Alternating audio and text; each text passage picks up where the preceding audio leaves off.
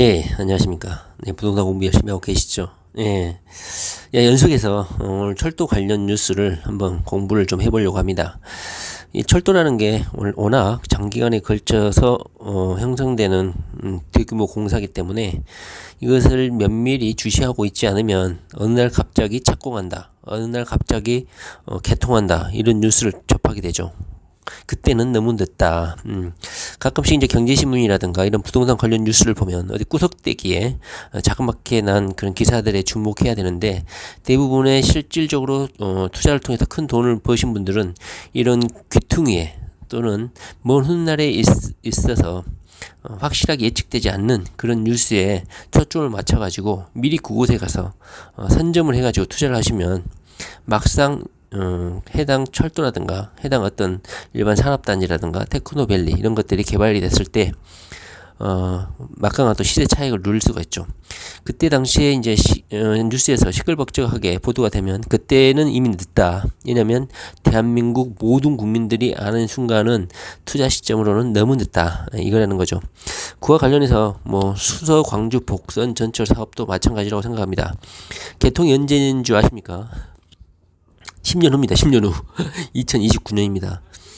부동산 투자라는 게, 뭐, 장기간 투자일수록, 뭐, 그만큼 기회비용도 크지만, 그만큼 또 투자 이익도 크죠.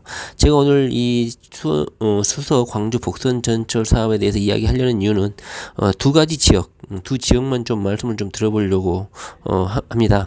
수서야 워낙 유명한 지역이고, 서울이죠. 그리고 교통의 중심지 역할로서 하는 지역이기 때문에, 우리 부동산 투기 연예인들이 진입하기에는 너무, 진입장벽이 높은 지역이고, 반면에 광주, 가능하면 수도권 서울을 좀 벗어나지 않으면 좋은데, 그나마 투자를 하기에 적정한 지역이 광주, 그 다음에 서원주, 이 두 지역을 좀 추천해 보려고 수원, 수서, 광주, 복선 전철 사업에 대해서 말씀을 드리는 겁니다. 한번 이런 뉴스는 한번 관심 있으신 분들은 당연히 봤겠지만, 이렇게 또 시간을 내서 영상을 보면서 신문 기사, 자세한 수서 광주 복선 전철 사업에 대해서 설명해 놓은 신문 기사를 보면 또 이해가 좀 도움이 되죠. 한번 같이 신문 기사를 한번 읽어보겠습니다. 자세히 좀 설명이 되어 있어서 소개를 좀 해드리려고 합니다. 수도 광주 복선 전철 사업이 4년 만에 예비 타당성 조사를 넘었다고 합니다. 2019년 7월 10일 날, 그러니까 어제 통과가 된 것 같아요. 그 결과로 서울 수서에서 광주까지 12분으로 단축이 됐다고 합니다. 어마어마한 것이죠. 수서하고 광주까지 12분 걸린답니다. 경기 광주, 이천, 여주시는 수서 광주 복선 전철 사업이 기획재정부 예비 타당성 조사를 통과했다고 밝혔습니다. BC 비용 대비 편익은 1.24, 그리고 종합평가 AHP는 0.695로 기준치를 넘겼다고 합니다. BC는 여러분들도 다 알다시피 1.0이 넘어야지 타당성이 있고, AHP는 0.5를 넘어야지 경제 타당성이 있습니다. 그런데 수원 광주 복선 전철은 1.24, BC는 1.24, AHP는 0.695로 모두 기준치를 넘겼다고 합니다. 훌쩍 넘었죠. 겨우 넘은 것도 아니고. 서울 지하철 3호선 수서역과 경기 광주역 사이에 19.2km 구간을 잇는 노선이다. 2차 국가철도망에서 반영이 됐고 2011년, 그로부터 8년이 흘렀네요. 2015년부터 4년간 예비타당성 조사를 받았고 사업비는 8,709억 원이 투입된다고 합니다. 수서, 모란, 삼동 구간에 노선을 신설할 계획이고, 삼동하고 광주 구간도 경강선을 활용할 계획이라고 합니다. 다시 말하면 수서역이 생길 것이고, 모란역이 생길 것이고, 삼동역이 생길 것이란 것은 여기에서 예측이 가능한 것이죠. 개통 시점은 2029년입니다. 한번 노선도를 보십시오. 제가 우측 상단에 한번 노선도하고 지도하고 한번 올려놓을 테니까요. 한번 보시기 바랍니다. 개통 뒤에는 서울 강남으로 오가기에 수월해질 것이다. 수서 광주선은 개통 뒤에는 판교 여주선 2016년에 개통을 했고, 그리고 현재는 단절 구간인 여주 원주선, 여주 원주선도 한번 제가 노선을 올려놓을 테니까 한번 보세요. 2023년에 개통이 되고 이들 노선과 만나게 된다고 합니다. 여주 원주선의 종착역인 서원주역에서 경강선 중앙선과 차례로 연결된다고 합니다. 그러니까 수서에서 그냥 강릉까지 한 방에 쭉 연결된다고 보시면 돼요. 그런데 제 생각에는 이 광주를 넘어선 강릉까지, 그러니까 광주에서 강릉까지의 이런 노선은 투자 지역에서 넘어가기 한참 넘어가는 거죠. 제 생각에는 경기도 광주역까지는 좀 살펴볼 필요가 있다. 그리고 서원주역 일대에 원주는 엄청나게 기업 도시로 선정이 돼서 많은 기업들이 유치되고 있기 때문에 서원주역까지는 투자 대상으로 한번 공부를 해보실 필요가 있다. 저도 뭐 서원주역 일대를 공부를 좀 많이 해봤는데요. 그 지역 일대 신도시도 개발되고 있고 많은 기업체들이 입주하고 있어요. 기업 도시로 정부에서 지정을 했기 때문에 많은 기업들이 들어서고 있는 것도 사실입니다. 그리고 서원 지역이 중심지 역할을 하는 것 같아요. 강원도에서 철도역 치고는 중심지 역으로 역할을 하고 있는 것 같아요.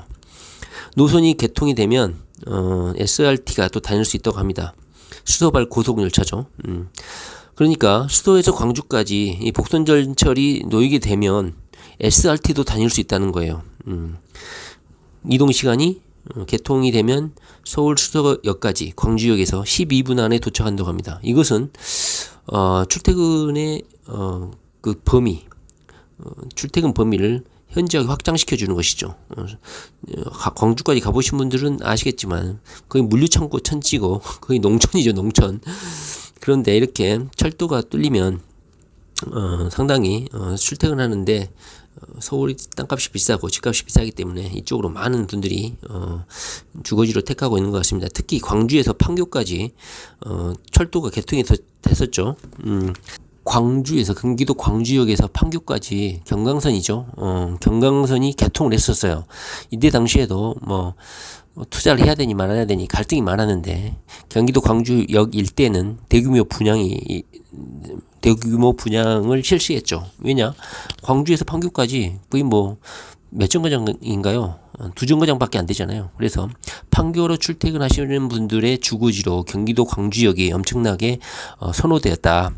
그런데 판교뿐만 아니라 광주에서 서울로 진입하는 이 수도 광주 복선 전철까지 생기다 보니까 제 생각에는 광주역 일대 주변에 투자를 하시는 것도 상당히 좋을 것이다. 저는 그렇게 생각합니다. 물론 광주역을 벗어나는 강원도까지 뭐 확장하기는 좀 부담은 있지만 만약에 강원도 지역에 투자한다 그러면 서원지역 일대가 기업 도시로 선정이 돼서 새 아파트도 많이 들어서고 그 다음에 기업들도 많이 입주했기 때문에 이 수도 광주 복선전철을 제가 오늘 같이 살펴봤지만 추천할 곳은 광주역 그 다음에 서수원역 정도만 추천을 좀 해보고 싶다. 이 SRT가 이 노선을 달리게 된다면은 서울까지 출퇴근하는데 엄청나게 빠른 속도로 움직이기 때문에 광주가 새로운 그 역으로 급부상하지 않을까 싶습니다. 개통 뒤에 광주역에서 서울 수서역까지 12분 안에 도착하고 강원도 강릉까지는 1시간 9분이라니까 뭐 거의 1시간대에 닿는다고 합니다. 그러니까 이 노선이 수서에서 강릉까지 연결되는 그런 전철 노선이 될 것 같습니다. 철도 노선이 될 것 같습니다.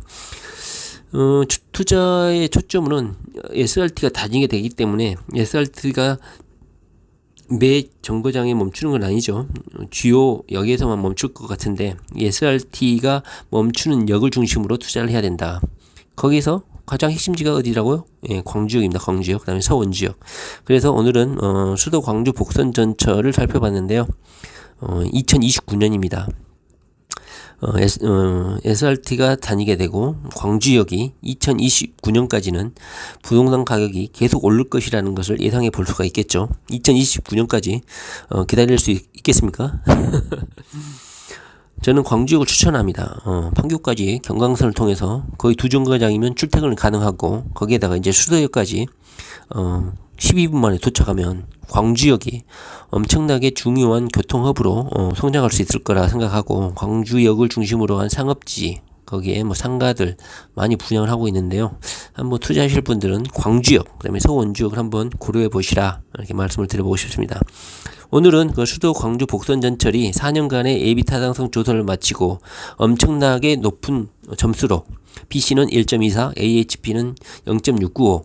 상식이죠. 1.0을 넘으면 비용 대비 편익이 확보되는 것이고, AHP 종합평가는 0.5를 넘으면 타당성을 인정받죠. 훌쩍 넘어섰죠. 그만큼 타당성이 있다, 경제적으로 이익이 된다 라고 볼 수 있는 것이죠. 네, 오늘 수도 광주 복선전철 그리고 2029년까지 꼭 죽지 말고 살아남으셔가지고 돈을 좀 많이 벌었으면 좋겠습니다. 네, 감사합니다.